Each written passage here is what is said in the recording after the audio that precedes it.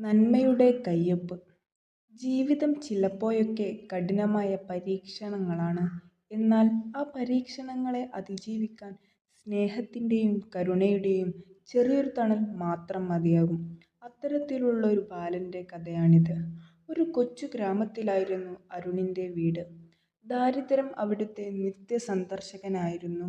5-ാം വയസ്സിൽ തന്നെ അമ്മ തണലൊഴിഞ്ഞു പോയതോടെ അരുണിൻ്റെ ലോകം അച്ഛനും അച്ഛൻ്റെ ലോകം മകനും മാത്രമായി ചുരുങ്ങി. ഒരു ചെറിയ വർക്ക്ഷോപ്പിലെ തുച്ഛമായ വരുമാനത്തിലും തൻ്റെ മകനെ നല്ല നിലയിലെത്തിക്കാൻ ആ അച്ഛൻ രാപ്പകൽ പണിയെടുത്തു. 14-ാം വയസ്സിൽ തന്നെ അരുൺ പ്രായത്തേക്കാൾ വലിയ പക്വത കാട്ടി. പുലർച്ചെ 4 മണിക്ക് അവൻ ഉണരും. അടുപ്പ് കത്തിച്ച് കഞ്ഞി ഉണ്ടാക്കി അച്ഛന് വിളമ്പും.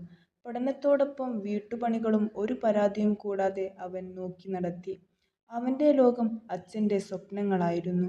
വിധിയുടെ വിളയാട്ടമെന്നു പറയട്ടെ. വിധി അവരെ വീണ്ടും പരീക്ഷിച്ചു. അച്ഛന് ജോലിസ്ഥലത്ത് വെച്ച് ഒരു അപകടം സംഭവിച്ചു. വലതുകൈക്ക് പരിക്ക് പറ്റിയതോടെ മാസങ്ങളോളം അദ്ദേഹം ആശുപത്രിയിലായി. വീട്ടിൽ തിരിച്ചെത്തിയപ്പോഴേക്കും അച്ഛൻ്റെ ആരോഗ്യം ക്ഷയിച്ചിരുന്നു.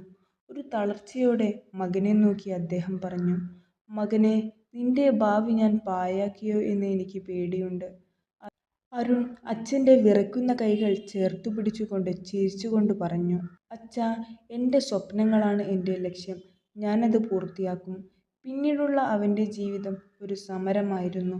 പുലർച്ചെ പാത്രം വിതരണം, വൈകുന്നേരങ്ങളിലെ കടകളിലെ സഹായം, രാത്രിയിൽ ട്യൂഷൻ. അങ്ങനെ കിട്ടുന്ന ഓരോ നാണയത്തുണ്ടും അവൻ കൂട്ടിവെച്ചു. എന്നാൽ കോളേജിൽ ചേരാൻ പണം തികയാതെ വന്നപ്പോൾ അവൻ്റെ ധൈര്യം ചോർന്നുപോയി. സഹായം തേടി അലഞ്ഞ ഒരു ദിവസം ഒരു വീട്ടിലെ വൈദ്യോഗികയായ സ്ത്രീ അവൻ്റെ കണ്ണിലെ സങ്കടം തിരിച്ചറിഞ്ഞു. യാതൊരു ഉറപ്പും ചോദിക്കാതെ അവർ നൽകിയ ആ ചെറിയ സഹായം അരുണിൻ്റെ ജീവിതത്തിലേക്കുള്ള വലിയൊരു വാതിലാണ് തുറന്നത്. കാലം കരുതിവെച്ച മറുപടി. വർഷങ്ങൾ മിന്നിമറിഞ്ഞു.